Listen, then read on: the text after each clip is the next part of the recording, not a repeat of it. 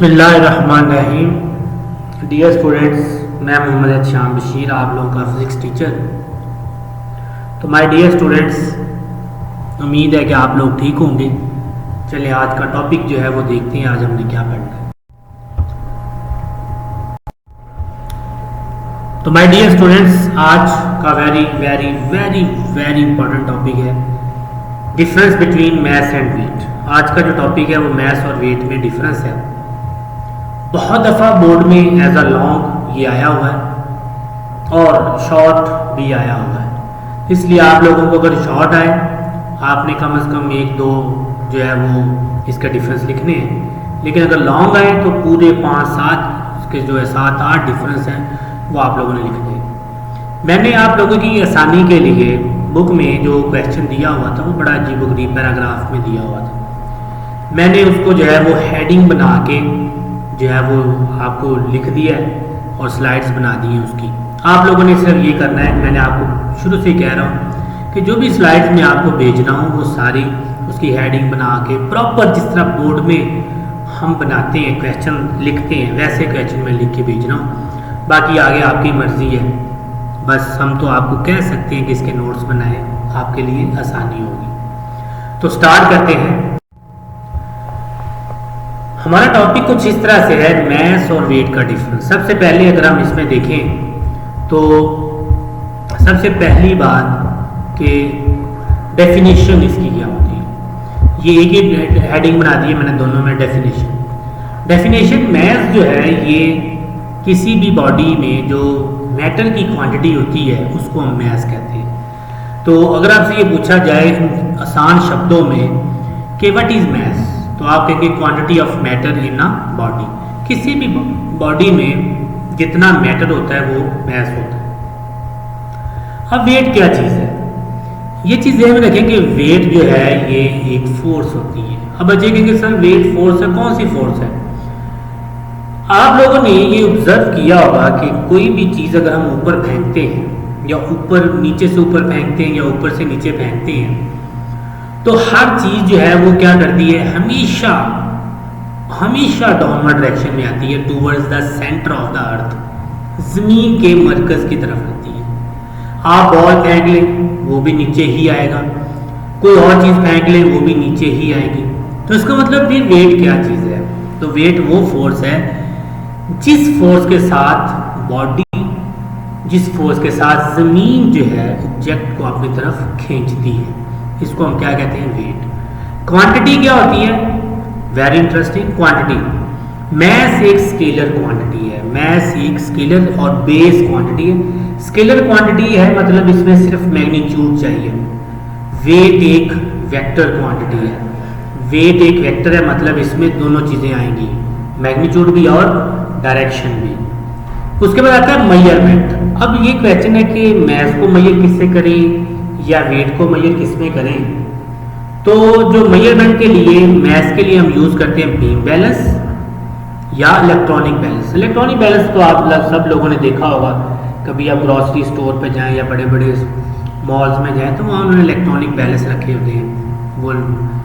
वो आपको बता देता है कि इतने केजी हुआ है, उसके साथ साथ वो जो है आपको प्राइस भी बता देता है। तो जो इलेक्ट्रॉनिक बैलेंस है वो मेजर करता है मैथ को, और जो स्प्रिंग बैलेंस होता है ये मेजर करता है किसको जी, वेट को। और ये स्प्रिंग लगा होता है इसके साथ जो है, ये लैब में पड़ा हुआ है। इंशाल्लाह अगर जब स्कूल जब भी ओपन होंगे मैं आपको इंशाल्लाह ये स्प्रिंग बैलेंस जो है ये दिखाऊंगा, इलेक्ट्रॉनिक बैलेंस भी दिखाऊंगा। ये बड़ा इंटरेस्टिंग है, ये शॉर्ट क्वेश्चन के तौर पे भी आ सकता है कि मैथ्स में वेरिएशन क्या आ सकती है। अगर आ सकती है तो ठीक है, नहीं आ सकती तो क्यों नहीं आ सकती। वेरिएशन की तरफ चलते हैं। ये चीज़ ध्यान में रखिएगा कि मैथ्स जो है उसमें कोई वेरिएशन नहीं आता। चाहे आप पहाड़ों पे चले जाएं, चाहे आप 2000 फुट बुलंदी पे चले जाएं, मैथ्स पे कोई वेरिएशन नहीं आता। लेकिन अगर हम बात करें किसकी भला, वेट की, तो वेट जो है उसमें वेरिएशन आता है। वेट जो है उसका फॉर्मूला होता है W=mg, ये नीचे लिखा हुआ है, ये जिसके ऊपर ये सर्कल कर रहा हूँ मैं। तो W=mg होता है और जी आपको पता है ग्रेविटेशनल एक्सेलरेशन होता है, मतलब जैसे जैसे हम ऊपर जाते जाएंगे जी की वैल्यू जो है वो कम होती जाएगी। मतलब जैसे ये समझ लें कि जी के चेंज होने से वेट भी चेंज होता जाएगा, ये चीज़ें में रखिएगा। उसके बाद यूनिट मैस जो है वो किलोग्राम में मेजर किया जाता है और वेट जो है उसको हम न्यूटन में मेजर करते हैं। मैं फिर आपको बता दूं कि न्यूटन को जब एज अ यूनिट लिखते हैं तो एन स्मॉल आता है, न्यूटन को जब एज अ साइंटिस्ट लिखते हैं तो एन जो है वो कैपिटल आता है। ये चीज़ ज़हन में रखनी है आप लोगों ने, क्योंकि बच्चे इसमें काफ़ी गलती कर जाते हैं। तो ये चीज़ ज़हन में रखें कि जब भी कोई भी साइंसदान हो उसका नाम एज अ यूनिट आए तो स्मॉल लेटर से स्टार्ट होगा, अगर एज अ साइंटिस्ट आए तो नाम उनका जो है वो एज अ वो कैपिटल से स्टार्ट होगा, कैपिटल लेटर से स्टार्ट होगा।